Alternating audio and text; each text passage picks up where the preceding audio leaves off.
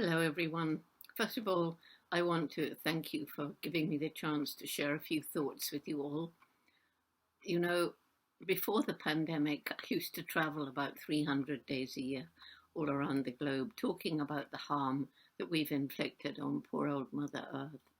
Since last year, March 2020, I've been what I call grounded here at my family home in Bournemouth, England, the longest I've been here since I left school.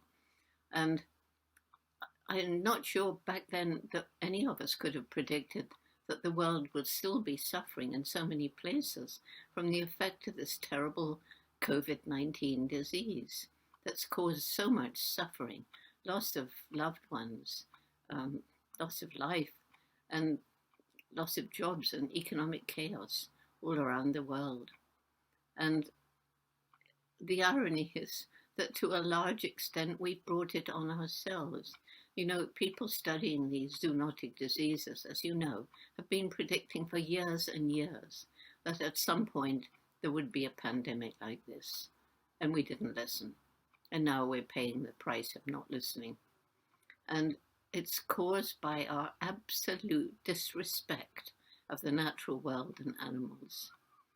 And we've penetrated ever deeper into the last remaining wilderness areas. We forced animal species in closer contact with each other, spreading disease that way. But we forced some animals into closer contact with humans and giving an opportunity for pathogens that did little or no harm to the animals to spill over into a human where it can create a new disease like COVID-19. In addition, we hunt animals, we kill them, we eat them, we capture them live for the live animal trade, we traffic them or their body parts around the world to sell in wildlife markets everywhere for food, for medicine, for clothing, and for exotic pets, and they take their pathogens like viruses with them. We create, again, conditions that are perfect for the virus to spill over into a human. COVID-19 probably began in a wildlife market in China, like SARS, to name a few others. MERS began from contact with a domestic bacterian camel in Saudi Arabia. And HIV-1 and HIV-2 both began in Central African bushmeat markets from contact with chimpanzees. We mustn't forget that many zoonotic diseases originate in factory farms, industrial animal agriculture, animals crowded together in unhygienic and horrible conditions, perfect for a pathogen to hop over into a human who's working there. And I think at this point, I really want to say that all of these animals, domestic or wild, they're all individuals. And we now know, and science has proved, they're sentient. They can feel fear, pain. And the scale of suffering is almost unbelievable.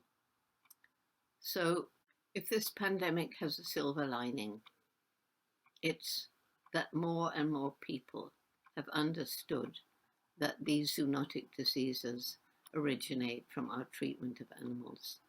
And more people realize we need to develop a new relationship with animals and the natural world. And this isn't just because if we don't, it's inevitable that new zoonotic diseases will occur, perhaps with greater frequency, perhaps like Ebola, even more, with an even higher death rate than COVID-19, but also because it's the same disrespect of the natural world, and this is what's so important, that has led to a far greater threat to our survival, climate change and loss of biodiversity. And all of this is because governments or some governments and some international corporations and some individuals have the crazy idea that there should be unlimited economic development globally on a planet with finite natural resources and growing populations of humans and their livestock. And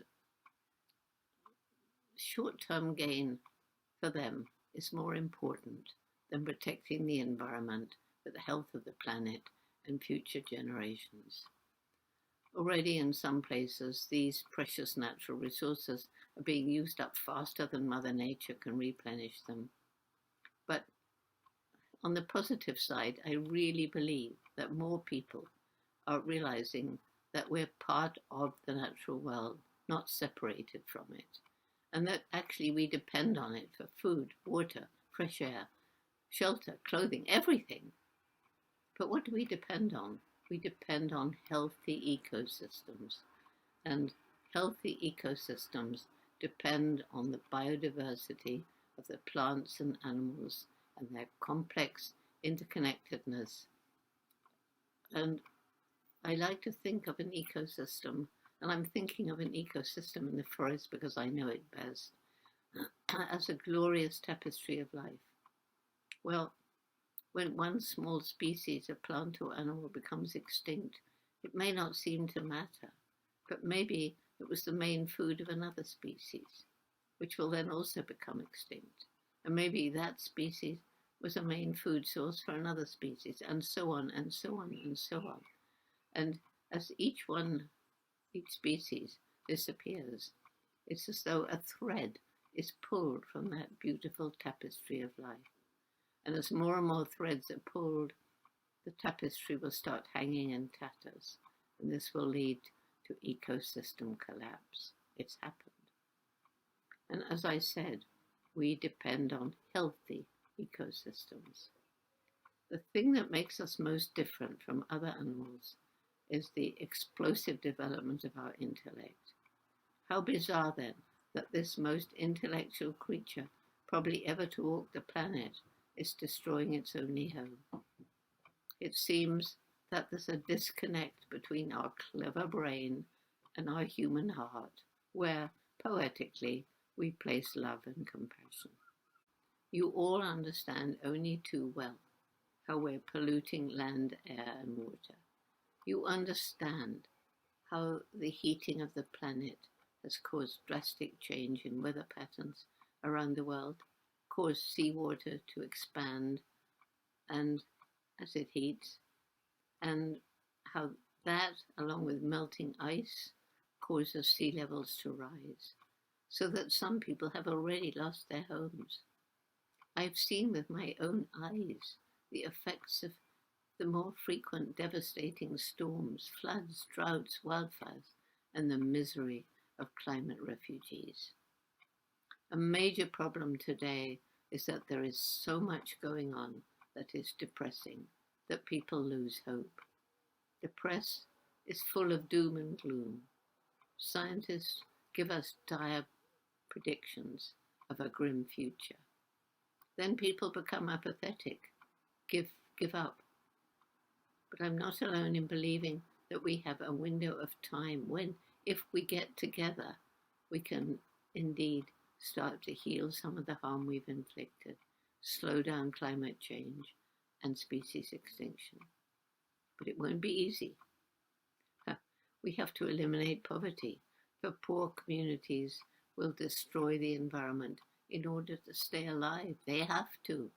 They cut down the last trees to make space for crops or to make charcoal to sell, to make money.